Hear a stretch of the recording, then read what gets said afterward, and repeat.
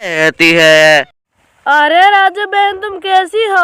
अरे अपने लिए खाना क्या ही बनाएगी, वो परसों वाली आलू मटर की सब्जी वो तुम भी खा लेना।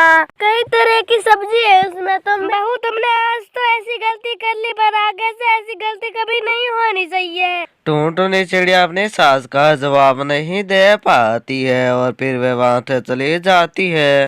इस तरह से कुछ समय बीत जाता है और फिर एक दिन टुनटुनी चिड़िया बिरयानी बनाती है। वे दोनों बिरयानी खा रहे थे कि तभी पड़ोसन पिंकी वहां पर आ जाती है।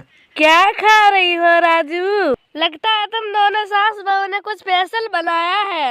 अरे पिंकी काकी आप यहाँ, अरे आप यहाँ पर बैठिए, मैं भी आपके लिए स्पेशल खाना लेकर आती हूँ। अरे मेरा मतलब बिरयानी।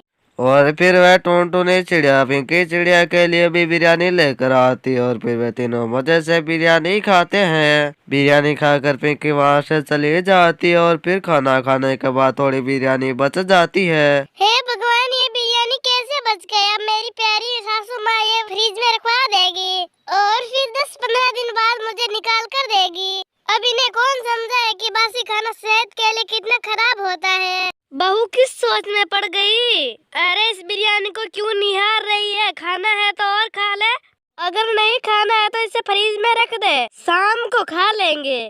टुनटुनी चिड़िया राजू चिड़िया की बात सुनकर बहुत ही दुखी होती है, लेकिन वह अपनी सास को कुछ नहीं कहती है। और फिर टुनटुनी चिड़िया वैसा ही करती है जैसा राजू चिड़िया कहती है और फिर राजू चिड़िया का यह वहम बढ़ता ही जा रहा था। और इसके साथ साथ वह खुद नहीं खाती थी बल्कि वह अपनी बहू को खिलाती थी। अगर वह नहीं खाती तो उसको वह ताना देती थी। और फिर टुनटुनी चिड़िया राजू चिड़िया को सबक सिखाने के लिए ठान लेती है और फिर एक दिन की बात है, वे खाना टुनटुनी चिड़िया राजू चिड़िया को परोसती है। अरे बहू क्या हुआ, तुम मुझे बासी खाना क्यों दे रही हो? कुछ ताजा बना लो। अरे मम्मी जी आप ये कैसी बात कर रही हैं? अगर मैं नया खाना बनाऊंगी तो इस बासी खाने का क्या होगा? आप ही ने तो सिखाया मुझे बासी खाना खाना और खिलाना। वैसे भी आपने मुझे जिस रास्ते पर चलाया मुझे उसी रास्ते पर तो चलना पड़ेगा ना। टुनटुनी चिड़िया की बात सुनकर राजू चिड़िया झूठी मुस्कान देकर वह खाना खा लेती है और फिर शाम को उसके पेट में बहुत ही ज्यादा दर्द होने लगता है। हे भगवान, मेरे पेट में अचानक से दर्द कैसे शुरू हो गया? कहीं ये बासी खाने से तो नहीं हुआ है ना? बहू, ओ बहू जरा इधर कमरे में तो आ, मेरे पेट में बहुत ज्यादा दर्द हो रहा है। टुनटुनी चिड़िया राजू चिड़िया की आवाज सुनकर उसके कमरे में आती है और फिर वह जल्दी से डॉक्टर को बुलाती है। डॉक्टर राजू चिड़िया को देखकर कहता है कि आपने बासी खाना खाया है तो उसको फूड फ्रीज हो गया है। बहू तू ऐसा कर, तो सारा फ्रिज का खाना फेंक दे और मेरे लिए दाल खिचड़ी बना दे। और आगे से ध्यान रखना, इस घर में कोई भी बासी खाना नहीं खाएगा। मुझसे बहुत बड़ी गलती हो गई बासी खाना खाकर। देर आई तो रास्ता है।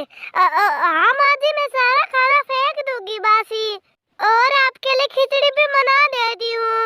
अपनी सास राजू चिड़िया की बात सुनकर टुनटुनी चिड़िया फ्रिज में पड़ा बासी खाना बाहर फेंक देती है। अब राजू चिड़िया अपनी बहू को भी बासी खाना नहीं खाने देती है। इस तरह से 5 महीने बीत जाते हैं और फिर राजू चिड़िया बिल्कुल ठीक हो जाती है। फिर वो अपनी बहू से कहती है, बहू तो आज ऐसा कर अच्छा खाना बना ले, आज पिंकी भी हमारे घर आकर खाना खाने वाली है। पर माँ जी आप पिंकी आंटी को जानते तो है कि वो बोल देती है पर आती नहीं है। अगर वो इस बार भी नहीं आई तो हमारा सारा खाना बर्बाद हो जाएगा। ऐसा कुछ नहीं है बहू, उसने मुझे बोला है कि मैं आऊंगी। अपनी सास की बात सुनकर टुनटुनी चिड़िया अपनी पड़ोसन पिंकी चिड़िया के लिए भी बिरयानी बनाकर रख देती है। और फिर टुनटुनी चिड़िया अपनी सास के सामने घूर घूर कर देखती है।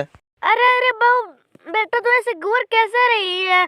अरे कोई बात नहीं, अगर नहीं आई तो इस खाने को हम सुबह खा लेंगे। अरे फिर से बासी खाना, इसका मतलब आप मम्मी जी बासी खाना नहीं छोड़ेंगी? हाँ तो क्या बासी खाने को ऐसे बर्बाद करते रहे? हाँ इतना बोलकर राजू चिड़िया वहां से चली जाती है और फिर टुनटुनी चिड़िया अपना सिर कपड़ कर बैठ जाती है।